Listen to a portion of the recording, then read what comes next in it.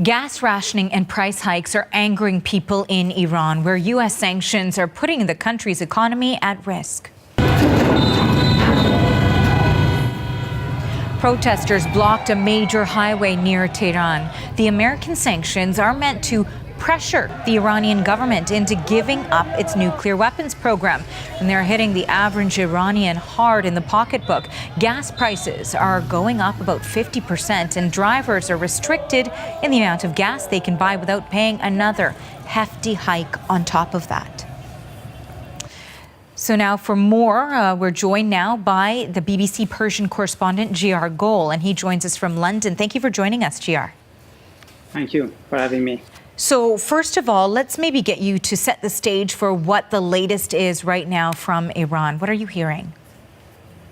With what we are hearing from our sources underground and the footage we have received from people across the country, in small and major cities across the country, there has been a massive protest, and obviously police station, bunks, some of the government buildings have been attacked, and in some cities they have been set on fire. We have seen footage, actually, the security forces are firing at people. So far, numbers of people have been killed, and also scores of them have been injured and arrested. So it seems, actually, the protests continue through the night, and obviously right now in Iran is midnight. We have to see what will happen tomorrow. And the situation, most certainly, as we're seeing from those images, has escalated over time. So what sparked the demonstrations, the protests, and what we're seeing right now? Well, obviously, the sudden decision of the government to rationing the fuel, the petrol, and also increasing the price almost by 50%. This make many people angry about the situation, particularly at the time Iran is under the toughest sanctions and the economy almost crippling. The government confessed that. They said the sanction actually affecting their economy. That's the ordinary people who have to endure this pressure. That's why actually it gives them excuse. Many people across the country poured out in the street. If you listen to slogans of those people who are in the street today, many of them, they say no to Gaza, no to Lebanon, I sacrifice my life for Iran. It's not something they are against those countries. They are against the Iranian regime policies in those countries because they have spent billions of dollars on proxies in those countries, in Lebanon, in Syria,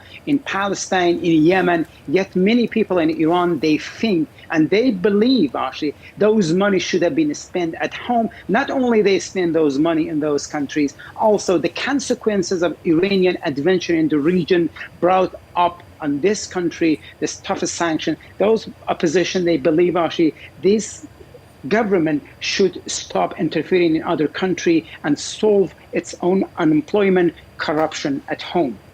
So when that message is coming across so loud and clear, as you've mentioned, from those in the streets demonstrating right now, how is the Iranian regime responding to what they're seeing outside?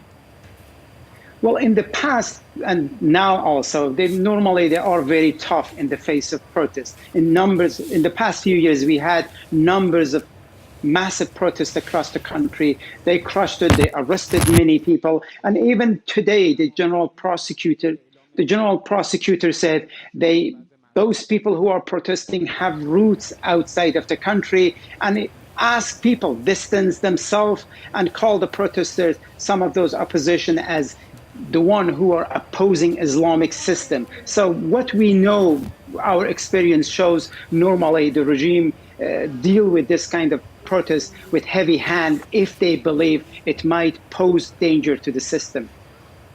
And, you know, some of the footage that we're seeing coming out as well from those demonstrations, as you mentioned, you're hearing a lot of chants and also seeing some resisting security forces as well. Those are some of the latest images that we're seeing online. So what specifically, and you've touched on this, is at the heart of those chants, and how does this compare to what we saw maybe a decade ago?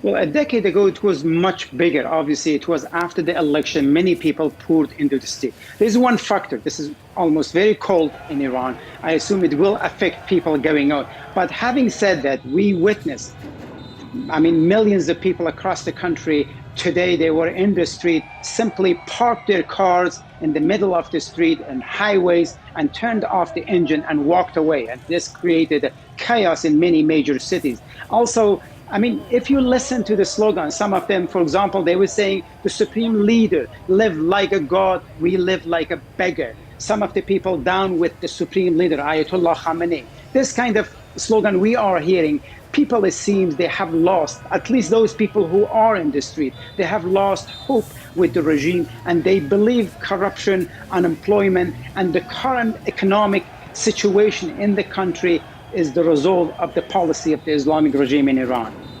And I guess perhaps underlining the severity of the situation, I mean, some of the images we're seeing are in fact demonstrators even burning the flag, which is certainly not something that you often see during demonstrations. So the question is this a large enough protest that could actually be a catalyst for change? Well, I mean, in Middle East, everything is possible, but we cannot predict. If you judge this demonstration by what happened in the past 2 years, possibly they will control it. But also we have to wait and see in the next few days what will happen, how the story evolve and how it develop.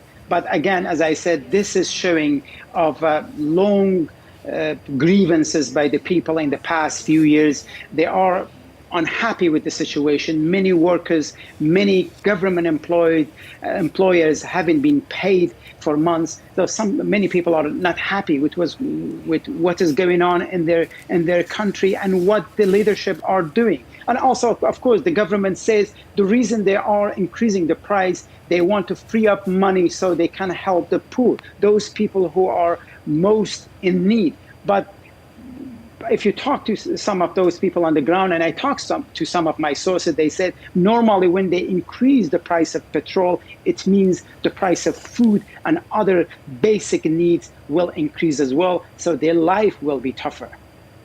Well, we appreciate all of the insights you have on this important situation unfolding right now. Thank you for this, GR. Thank you for having me. GR Gol is a BBC Persian correspondent.